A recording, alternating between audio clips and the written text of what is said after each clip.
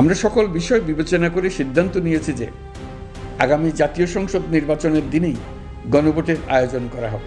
বাংলাদেশে একই দিনে নির্বাচন ও গণভোটের ঘোষণা এক নীলনকশার অংশ। এ নীলনকশা সফল হলে ভারতের প্ল্যান বি সফল হবে।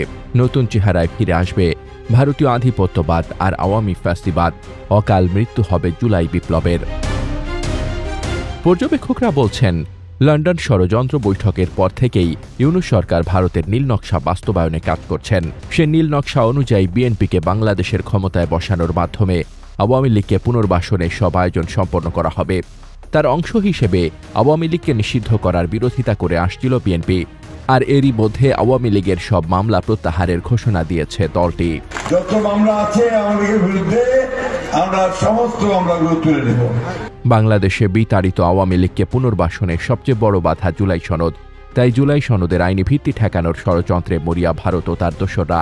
অথচ প্রখ্যাত রাষ্ট্রবিজ্ঞানী আর আইনজ্ঞরা জুলাই সনদ বাস্তবায়নে বারবার করে আগে গণভোট আয়োজনের কথা বলে আসছিলেন। তাদের বিশ্লেষণ অনুযায়ী সংসদ নির্বাচনের আগে গণভোট জুলাই বিপ্লবের রক্ষা কবচ হিসেবে কাজ করবে। কিন্তু নির্বাচনের দিনে গণভোট হলে সেই ভোটের কোনো মূল্য থাকবে না। ইলেকশনের দিন যদি আপনি গণভোট করেন, ঠিক আছে, তাহলে ওই গণভোটের এফেক্টটা কি? আর আপনি যে নির্বাচনটা করতেছেন কোন আইনে করতেছেন? গণভোট আগে হইলে জুলাই সনদের আইনি ভিত্তি পাবে, যেখানে আপার হাউস লোয়ার হাউস আছে, তার ভিত্তিতে নির্বাচন হবে, তখন ওই লাইনে নির্বাচন হবে। নাহলে আপনি এখন যে নির্বাচনটা করতে যাচ্ছেন সাথে গণভোটের তো কোনো এটার সাথে রিলেশনই নেই। গণভোটটা ধরেন বিএনপি যে প্রস্তাবটা দিয়েছে যে একদিনে হওয়া, এটা একটা অবাস্তব প্রস্তাব। কারণ আপনার গণভোটের রায়ের উপর তো নির্ভর করবে আপনার ওই জুলাই সনদ হবে কিনা। সাধারণত যেটা হয়, একটা এখানে জুলাই সনদের যে সাংবিধানিক ইয়েটা আছে ওটার ভিত্তিতে ইলেকশন হবে। তো সুতরাং গণভোটটা আপনার ইলেকশনের আগে করা দরকার। নির্বাচনটা হচ্ছে কোন আইনে সেটা তো বলতে হবে, কারণ এর আগে তো তফসিল দিতে হবে।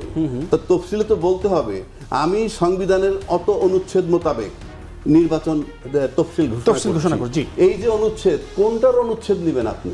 ভারতীয় নীল নকশা অনুযায়ী একই দিনে করা গণভোট ও সংসদ নির্বাচনে আওয়ামী লীগের ভোট পেয়ে সরকার গঠন করবে বিএনপি। ক্ষমতায় যেই বিএনপি জুলাই সনদ ছুঁড়ে ফেলে দিয়ে ভারত ও আওয়ামী লীগকে দেওয়া প্রতিশ্রুতি রক্ষায় ব্যস্ত হয়ে পড়বে।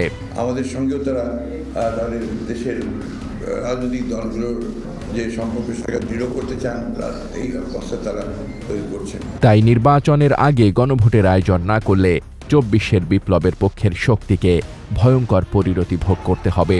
তার পাশাপাশি স্বাধীনতা, সার্বভৌমত্ব বিপন্ন হবে বাংলাদেশের, এমনটাই আশঙ্কা করছেন বিশ্লেষকরা।